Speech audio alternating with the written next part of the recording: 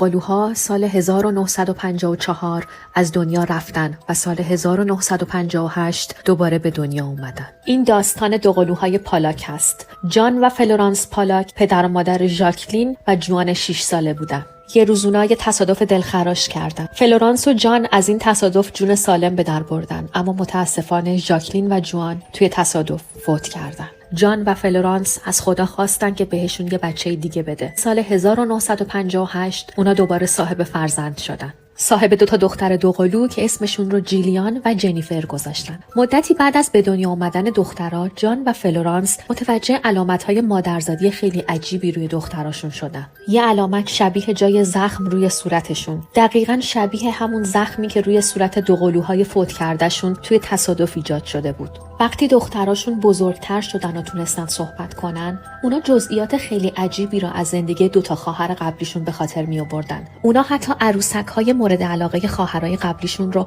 از بین کلی عروسک تشخیص دادن و دقیقاً به همون اسمی که خواهراشون اونا رو صدا می‌کردن، عروسک‌ها رو صدا می‌زدن. اما از همه اینا عجیبتر این بود که هر دوی اونا اون تصادف وحشتناک رو با جزئیات به خاطر می آوردن و به خاطر همین هم یه فوبیای خیلی شدید و عجیب نسبت به سوار شدن به ماشین داشتن. ما هر روز عجیبترین ماجراهای دنیا